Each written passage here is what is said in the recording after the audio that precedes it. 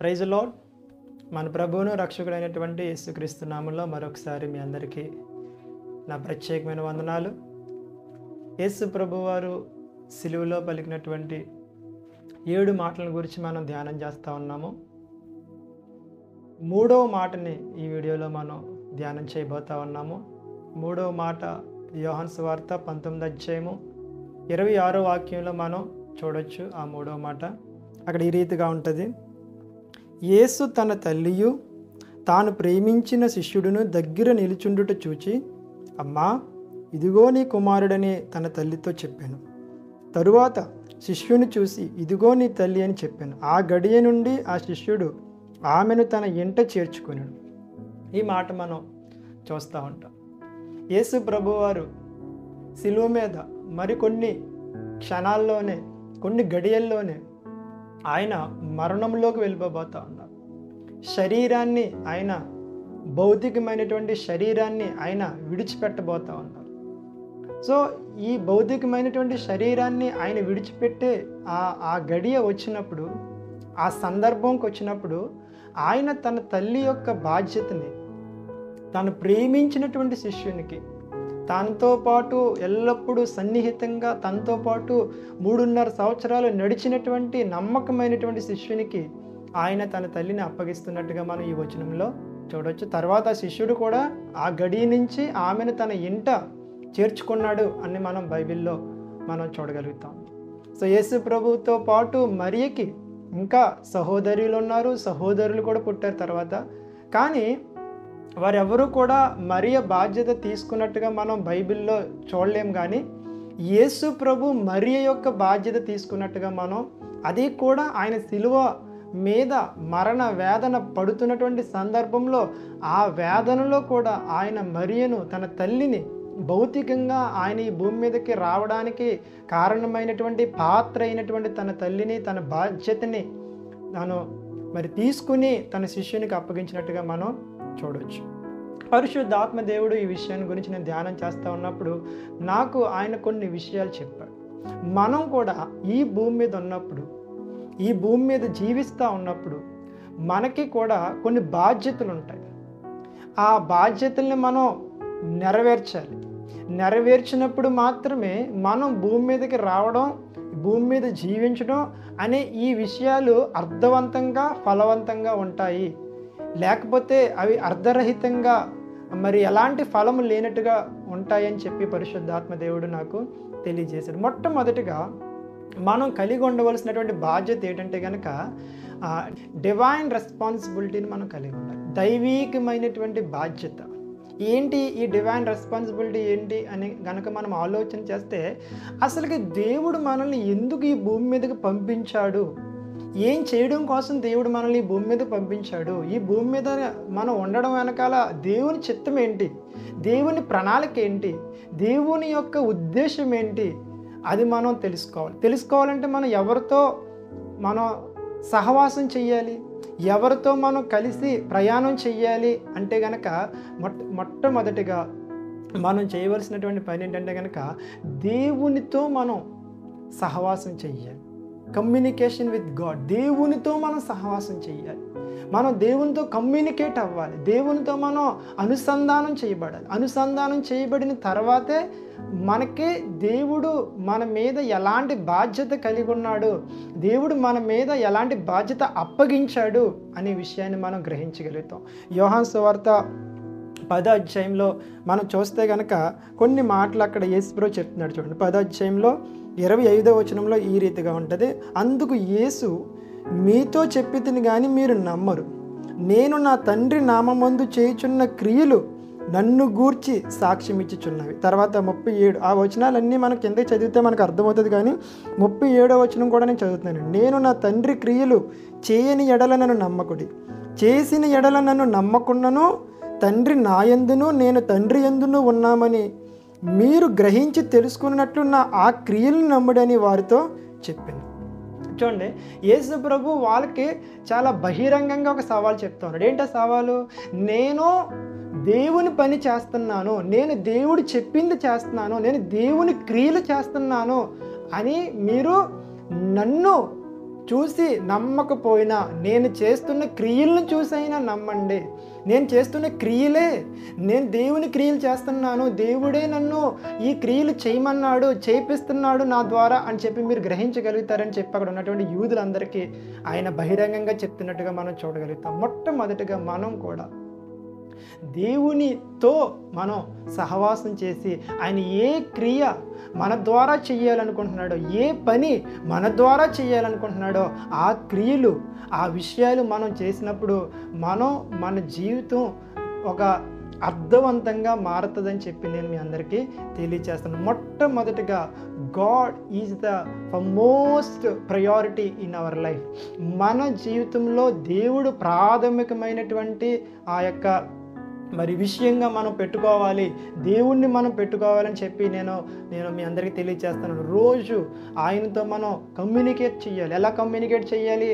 Through prayer, through word meditation. వాక్యాన్ని ధ్యానించడం ద్వారా, ప్రార్థన చేయటం ద్వారా మనం ఏం చేయగలుగుతామంటే దేవునితో మనం అనుసంధానం చేయబడతాం.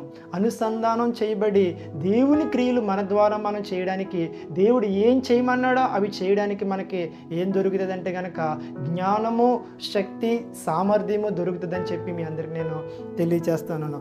యేసు ప్రభు చాలా స్పష్టంగా ఆయన ఆ దేవునితో ఆయన ఏం కలిగి ఉన్నాడంటే ఇష్టమైనటువంటి సహవాసాన్ని కలిగి ఆయన తన తండ్రి బాధ్యతను నెరవేర్చినట్టుగా మనం చూస్తాం. 17వ అధ్యాయం, ఇదే యోహాను సువార్త 17వ అధ్యాయంలో ఒక మాట ఉంటుంది. 3వ వచనంలో 4వ వచనంలో ఈ మాట ఉంది. చేయుటకు నీవు నాకు ఇచ్చిన పని నేను సంపూర్ణంగా నెరవేర్చి భూమి మీద నిన్ను మహిమపరిచితనని చెప్తున్నాడు. యేసు ప్రభు తెలుసు కంప్లీట్ చేశాడా లేదన్న విషయం. యేసు ప్రభువుకు తెలుసు తండ్రి దేవుడు ఏ పని చేయడం కోసం పంపించాడో అది పూర్తిగా చేశాడా లేదా. యేసు ప్రభువుకి తెలుసు, అర్థమైంది. అందుకని చెప్తా ఉన్నాడు, నేను పూర్తిగా నెరవేర్చాను. నువ్వు నాకు అప్పగించిన పని, నువ్వు చెప్పిన పని, నువ్వు చేయమన్న పని, ఇదిగో నిన్ను మహింపరిచాను. ఎప్పుడు మనం ఒక వ్యక్తిని మహింపరిచినట్టు అవుతుందండి? ఆ వ్యక్తి మాట విన్నప్పుడు. దేవుని మనం ఎలా మహింపరుస్తాం? దేవుని మాట విని విధేయత చూపించి ఆ మాట ప్రకారం మనం చేసినప్పుడు ఆయన మహింపరుస్తాం. అంతే తప్ప ప్రభువా నువ్వు మహిమ పొందుకో అంటే కనుక మాటలతో మహిమ రాదు, క్రియలతోనే ఆయన నామానికి మహిమ వస్తుంది. ఏ క్రియలు? ఆయన చెయ్యమన్న క్రియలు, ఆయన మన ద్వారా చెయ్యాలనుకున్న క్రియలు మనం చేసినప్పుడు ఆయనకు మహిమ వస్తుంది. మొట్టమొదటిగా మనకి డివైన్ రెస్పాన్సిబిలిటీ, దైవీకమైన బాధ్యత. దేవుడు మన పట్ల ఏం కలిగి ఉన్నాడో మనం తెలుసుకోవాలి. రెండో విషయాన్ని నేను చెప్తా ఉన్నాను, ఫ్యామిలీ రెస్పాన్సిబిలిటీ మనం కలిగి ఉండాలి. కుటుంబ బాధ్యత. దేవుడు కుటుంబాన్ని ప్రేమించే దేవుడు. మొట్టమొదటిగా ఆదామును సృష్టించి, ఆదాము ఏం అడగలేదు, దేవుడే సాటి అయిన సహకారిని సృష్టించి ఒక కుటుంబంగా వాళ్ళని దీవించాడు. తర్వాత ఎఫెసీయులకు రాసిన పత్రికలో పౌలు చెప్తా ఉన్నాడు, ఆ భూమి మీద ఉన్న కుటుంబాలన్నీ కూడా ఏ దేవుణ్ణి బట్టి కుటుంబముగా పిలువబడుతుందో ఆ దేవుడికి, ఆ తండ్రికి మనం ప్రార్థన చేయాలని ఎఫెసీయులకు రాసిన పత్రికలో పౌలు చెప్తున్నాడు. దేవుడు కుటుంబాన్ని ప్రేమించే దేవుడు, కుటుంబ వ్యవస్థను ప్రేమించే దేవుడు. అపవాది కుటుంబాన్ని ద్వేషిస్తాడు, కుటుంబాన్ని విచ్ఛిన్నం చేస్తాడు, కుటుంబాన్ని నాశనం చేసే ప్రయత్నం చేస్తాడు. అందుకే మనం రెండవ విషయాన్ని మనం ఏమీ గ్రహించి తెలుసుకోవాల్సిన విషయం ఏంటంటే, ఈ యేసు ప్రభు శిలువలో పలికిన 3వ మాట ద్వారా మనం కుటుంబ బాధ్యతల్ని సక్రమంగా నెరవేర్చాలి. అర్థమైందా? మన కుటుంబం, మన యొక్క భార్య, లేకపోతే మన భర్త, మన పిల్లలు, మన తల్లిదండ్రులు, వారి పట్ల మనం ఏ బాధ్యతలు చెయ్యాలి, వారి పట్ల మనం ఏ పనులు చెయ్యాలి, అవి సక్రమంగా చెయ్యాలి. కుటుంబాన్ని మనం నిర్లక్ష్యం చేసి, కుటుంబాన్ని మనం శత్రువు చేతికి, అపవాది చేతికి అప్పగించేసి బాధ్యతలు చేయకపోతే శత్రువు ప్రవేశిస్తాడు. శత్రువు ప్రవేశించి ఏం చేస్తాడంటే అక్కడ నిర్వీర్యం చేయడం మొదలు పెడతాడు, నాశనం చేయడం మొదలు పెడతాడు. ఒకసారి మనం ఇదే విషయాన్ని పౌలు ఆ పత్రికలన్నిటిలో కూడా చెప్తా ఉన్నాడు. 1 తిమోతికి రాసిన పత్రిక 3:4 వచనంలో ఉంటుంది, కుటుంబాన్ని బాగుగా ఏలువారిని అధ్యక్షులుగా పెట్టండి సంఘంలో అని చెప్తా ఉన్నాడు. అంటే కుటుంబాన్ని సక్రమంగా ఎవరైతే పరిపాలన చేస్తారో, నడిపించుకుంటారో అలాంటి వాళ్ళని సంఘములో కూడా ఎలా పెట్టమన్నాడు? అధ్యక్షులుగా పెట్టమన్నాడు. అంటే అర్థం ఏంటి? కుటుంబ బాధ్యతల్ని సరిగ్గా నిర్వర్తించిన వ్యక్తి సంఘ బాధ్యతలను కూడా సరిగ్గా నిర్వర్తిస్తాడు అని పౌలు యొక్క నమ్మకం. చాలా గొప్ప గొప్ప సేవకులు అందరూ, పాల్ యాంగిషో గారు కానీ, ఎజేకియా ఫ్రాన్సిస్ గారు కానీ, ఇంకా చాలామంది అద్భుతమైనటువంటి సేవకులు, వాళ్ళ యొక్క రహస్యం ఏంటి? అంత అభిషేకం అన్ని సంవత్సరాలు వాళ్ళ దగ్గర తాజాగా ఉండడానికి కారణం ఏంటంటే కనుక వాళ్ళు చెప్పినటువంటి ఒక విషయం ఏంటంటే, మేము మా కుటుంబాన్ని, ఆ బాధ్యతల్ని గౌరవించి, కుటుంబాన్ని ఒకరితో ఒకరు మేము ఎలాంటి బాధ్యతలు తీసుకుని పని చేయాలో, ఎవరి రోల్ ఏంటో మేము పంచుకుని, ఎవరి రోల్ ఏంటో వాళ్ళు సక్రమంగా ఒకరి మీద ఒకరు నిందలు వేసుకోకుండా, ఒకరి మీద ఒకరు మరి తగ్గించుకోకుండా ఎవరి బాధ్యత వాళ్ళు మేము చేస్తాం. కాబట్టి ఈరోజు మా కుటుంబం బాగుంది కాబట్టి మా మీద ఉన్న అభిషేకం చాలా బాగుంది, ఆ అభిషేకం తాజాగా ఉంది అని చెప్పి వాళ్ళు తెలియజేస్తూ ఉన్నారు. ఈరోజు నేను చెప్తా ఉన్నానండి, కుటుంబం డిస్టర్బ్ అయిపోతే కనుక, కుటుంబాన్ని మనం డిస్టర్బ్ చేసుకుంటే కనుక మనం సేవలో పరిపూర్ణంగా ఉండలేము, మనం ఏ ఉద్యోగంలోనూ పరిపూర్ణంగా ఉండలేము, ఏ బాధ్యతలోనూ పరిపూర్ణంగా ఉండలేము, ఏ గొప్ప స్థితిలో అయినా మనం పరిపూర్ణంగా ఉండలేము. కుటుంబం అనేది చాలా ప్రాముఖ్యం. కుటుంబ బాధ్యతను మనం నేర్చుకోవాలి ఈ మాట ద్వారా. తర్వాత మూడో విషయాన్ని నేను చెప్తా ఉన్నాను. మూడో విషయం ఏంటంటే కనుక, దేవుని యొక్క మినిస్ట్రీ ఆర్ చర్చ్, పరిచర్య కావచ్చు, సంఘము కావచ్చు. ఒకవేళ దేవుడు నిన్ను పరిచర్యకి పిలిచాడా, ఆ పరిచర్యలో నీ బాధ్యత ఏంటో నువ్వు సక్రమంగా నిర్వర్తించాలి. లేదు ఒకవేళ దేవుడు నిన్ను సంఘములో ఒక వ్యక్తిగా, సభ్యునిగా ఆయన నిన్ను సభ్యురాలిగా పెట్టాడా, అక్కడ నీ బాధ్యత ఏంటో నువ్వు నిర్వర్తించాలి. ఆ బాధ్యతలు మనం చెయ్యకపోతే కనుక మనం ఏం చేస్తూ ఉన్నామంటే బాధ్యత రహితమైనటువంటి విషయాలు మనం చేస్తాం కాబట్టి అక్కడ అపవాదికి చోటు దొరుకుతుంది. అందుకే పౌలు కొలసీలు రాసిన పత్రిక 4:17 ఈ రీతిగా చెప్తా ఉన్నాడండి. పౌలు కొలసీలు రాసిన పత్రిక 4:17 ఏమని చెప్తున్నాడంటే, ప్రభువునందు నీకు అప్పగింపబడిన పరిచర్యను నెరవేర్చుటకు దాని గురించి జాగ్రత్త పడమని ఆర్కిప్పుతో చెప్పమని చెప్తా ఉన్నాడు. ప్రభువునందు నీకు ఏ పరిచర్య అప్పగించబడిందో, రోమిలు రాసిన పత్రిక 12 మనం కింద 7 నుంచి మనం చదివితే కనుక అక్కడ కూడా ఉంటుంది. ఎవరి పరిచర్య ఏంటో, ఎవరి తలాంత ఏంటో, ఎవరి పిలుపు ఏంటో, ఎవరి దర్శనం ఏంటో, ఎవరి ఉద్దేశం ఏంటో, దేవుడు ఎవరిని ఏ ఉద్దేశంతో, ఏ దర్శనంతో, ఏ ప్రణాళికతో ఆయన పిలిచాడో, సంఘంలో ఉంచాడో వాళ్ళు ఆ బాధ్యతలు చెయ్యాలి. ఆ బాధ్యతలు నిర్వర్తించకపోతే, అందరూ ఒకరి మీదే నేరం మోపితే, ఇంకెవ్వరు ఏ బాధ్యత చేయకపోతే ఒకరి ద్వారా ఏం చేయబడదంటే పరిచర్య అయినా సరే, ఏదైనా సరే, ఈవెన్ గవర్నమెంట్ ఉంది. గవర్నమెంట్ ఏంటండి, ఎమ్మెల్యేలు ఉంటారు, ఎంపీలు ఉంటారు, వాళ్ళ కింద మరలా ఇంకొక క్యాడర్స్ ఉంటాయి. అన్ని క్యాడర్స్ వారు కలిసి పనిచేస్తారు. వీళ్ళందరూ ఎవరి కింద ఉంటారు? ముఖ్యమంత్రి కింద ఉంటారు. ఈ ముఖ్యమంత్రులందరూ ఎవరి కింద ఉంటారు? ప్రధానమంత్రి కింద ఉంటారు. సో వీళ్ళు ఒక బాధ్యత, ఎవరి బాధ్యతలు వాళ్ళు చేయడం ద్వారా ఒక్క ప్రధానమంత్రి దేశంలో ఉన్న అన్ని రాష్ట్రాల బాధ్యత నిర్వర్తించాలంటే అతని వల్ల అవుతుందా? అవ్వదు. అతను దాని మీద అవగాహన కూడా, పొట్టు కూడా సంపాదించలేడు. అందుకే గవర్నమెంట్లు అయినా సరే, ఏ వ్యవస్థలైనా సరే, ఎవరి బాధ్యతలు వాళ్ళు పరిపూర్ణంగా చేస్తారో వారి ద్వారా మాత్రమే అవి సమర్థవంతంగా నడిపించబడతాయి. ఈరోజు మనం కూడా పరిచర్య నీకు దేవుడు అప్పగిస్తే ఏంటి నీ పిలుపు? పేతురు చెప్తా ఉన్నాడు, నిర్ధారణ చేసుకో, నీ పిలుపు నిర్ధారణ చేసుకో, నీ దర్శనాన్ని నిర్ధారణ చేసుకో, నీ ఏర్పాటుని నిర్ధారణ చేసుకో. తర్వాత ఏం చెయ్యి? ఆ పనిని నమ్మకంగా చెయ్యాలి. మనం ఆ దర్శనాన్ని నమ్మకంగా మనం పూర్తి చేయాలి. ఆ పిలుపులో ఎదగాలంటే ఏం చేయాలి? ఏ నాయకత్వం కింద మనం ఉండాలి? ఏ నాయకురాల్ని మనం కలిగి ఉండాలి? ఎలా మనం వారికి లోబడాలి? ఎలా మనం వాళ్ళు చెప్తున్నటువంటి విషయాల్లో ముందుకెళ్ళాలి? ఇవన్నీ మనం నేర్చుకోవాలి.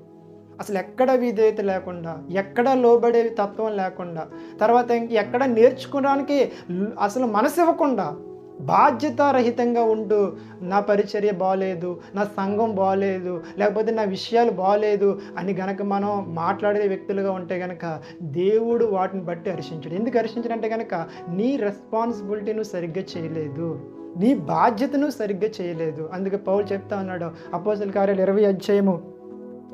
28వ వచనంలో అక్కడ ఈ రీతిగా వ్రాయబడి ఉంటుంది, దేవుడు స్వరక్తం ఇచ్చి సంపాదించుకున్నటువంటి సంఘములో దేని విషయంలో పరిశుద్ధాత్మ దేవుడు మిమ్మల్ని అధ్యక్షులుగా ఉంచాడో ఆ యావత్తు మంద విషయంలోనూ మీ మట్టుకు మీ విషయంలో కూడా జాగ్రత్త కలిగి, మన మట్టుకు మన విషయంలో జాగ్రత్త కలిగి ఉండాలి.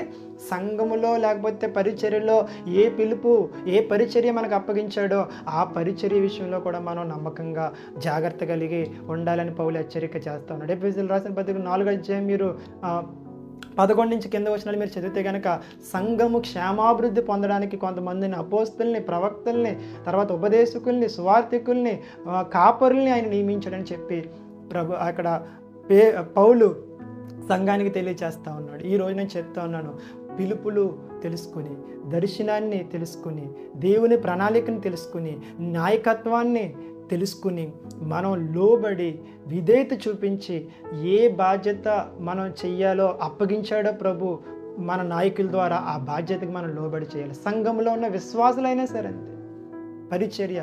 ఎందుకంటే మనం ఈ భూమిని వదిలి వెళ్ళిపోయిన తర్వాత, పరలోకం వెళ్ళిన తర్వాత ప్రభు అప్పగించిన పరిచర్యను మనం సరిగ్గా చేయకుండా వెళ్తే కనుక, జాగ్రత్త లేకుండా చేసి మనం వెళ్తే కనుక పరలోకం హర్షించదు.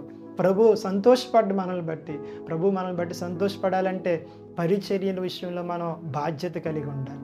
ప్రతి బలంగా వాడబడే చాలామంది సేవకులు వాళ్ళ యొక్క అభిషేకాన్ని పోగొట్టుకోవడానికి, వాళ్ళ యొక్క ఆధ్యాత్మిక స్థితిని, ఆ పరిపక్వతను పోగొట్టుకోవడానికి కారణం ఏంటంటే కనుక నిర్లక్ష్యము, తర్వాత సరిగ్గా చేయకపోవడం.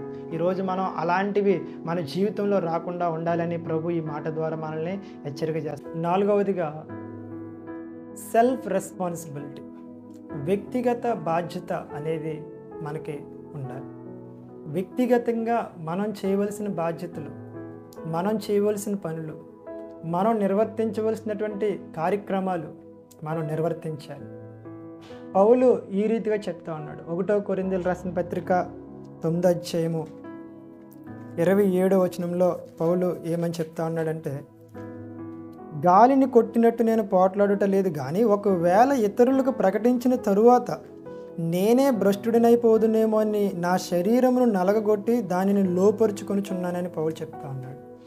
ఇతరులకు బోధించడం, ఇతరులకి చెప్పడం, ఇతరులకి చేయమని బాధ్యతలు అప్పగించడం మాత్రమే కాదు, నేను కూడా వ్యక్తిగతంగా నా శరీరాన్ని లోపరుచుకుంటా ఉన్నాను. నా బాధ్యతలకి అడ్డు రాకుండా, నేను పనులకి నా నిర్లక్ష్యం నాకు అడ్డు రాకుండా నన్ను నేను నల్లగొట్టుకుంటా ఉన్నానని పౌలు చెప్తున్నట్టుగా మనం చూడగలుగుతాం. తర్వాత 1వ తెస్సలోనికి రాసిన పత్రిక 2వ అధ్యాయము 9వ వచనంలో ఏమని చెప్తా ఉన్నాడంటే, అవును సహోదరులారా, మా ప్రయాసమును కష్టమును మీకు జ్ఞాపకం ఉన్నది కదా, మేము మీలో ఎవరికైనా భారముగా ఉండకూడదని రాత్రింబగళ్ళు కష్టము చేసి జీవనము చేయుచు మీకు దేవుని సువార్తను ప్రకటించితిమి అని చెప్తాను. ఎవరి మీద డిపెండ్ అవ్వకుండా, ఎవరి మీద ఆధారపడకుండా వ్యక్తిగతంగా ఏ బాధ్యత అయితే తను నిర్వర్తించవలసి ఉందో ఆ బాధ్యతలన్నీ పౌలు కష్టపడి చేశాడు అని సంఘానికి మాదిరిగా చూపిస్తూ చెప్తా ఉన్నాడు. ఈరోజు మనం కూడా ఎంత గొప్ప అర్హతలోకి మనం వెళ్ళిపోయినా, ఎంత గొప్ప స్థితిలోకి మనం వెళ్ళిపోయినా, దేవుడు మనల్ని ఎంత ఉన్నతంగా హెచ్చించినా మనం చేయవలసినటువంటి కొన్ని బాధ్యతలు వ్యక్తిగతంగా మనకి ఇవ్వబడినటువంటి బాధ్యతలు, మన మీద ఉన్నటువంటి బాధ్యతల్ని మనం నిర్లక్ష్యం లేకుండా, అలక్ష్యం లేకుండా, జాగు చేయకుండా, వాయిదా వేయకుండా మన బాధ్యతని నిర్వర్తించాలి. ఎందుకంటే మన బాధ్యతను నిర్వర్తించలేదనుకోండి, ఇంకొకరు పురుకొల్పబడతారు, ఇంకొకరు చూస్తారు, అదే విధానాన్ని వాళ్ళు వెంబడిస్తారు. అలా మొత్తానికి బాధ్యత రహితమైనటువంటి, బాధ్యత లేనటువంటి సమాజాన్ని కానీ సంఘాన్ని కానీ మనం సృష్టించిన వాళ్ళం అవుతాం. ఈరోజు గవర్నమెంట్ ఆఫీసెస్లో ఎందుకు లంచాలండి?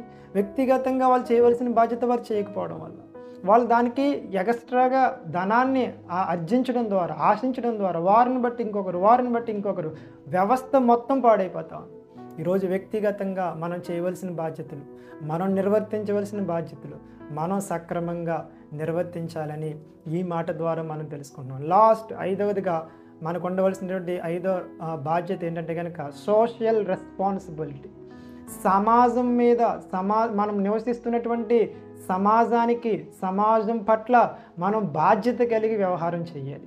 బాధ్యతగా సమాజంలో మనం చేయవలసినటువంటి కార్యక్రమాలను మనం చేయాలి. మార్కు సువార్త 7:37 చదివితే కనుక అక్కడ యేసు ప్రభు గురించి ఈ రీతిగా రాయబడి ఉంటుంది, ఇదిగో ఈయన సమస్తాన్ని బాగుగా చేసి ఉన్నాడని చెప్పి. తర్వాత అపోస్తలుల కార్యాలు 10:38 చదివితే కనుక యేసును, నజరేయుడైన యేసును దేవుడు పరిశుద్ధాత్మతోనూ శక్తితోనూ అభిషేకించాడు కాబట్టి ఆయన అందరికీ మేలు చేశాడంట. అందరికీ మేలు చేస్తూ అపవాది చేత పీడించబడుచున్న వారిని విడిపిస్తూ స్వస్థపరుస్తూ సంచరించినట్టుగా బైబిల్ చెప్తా ఉంది.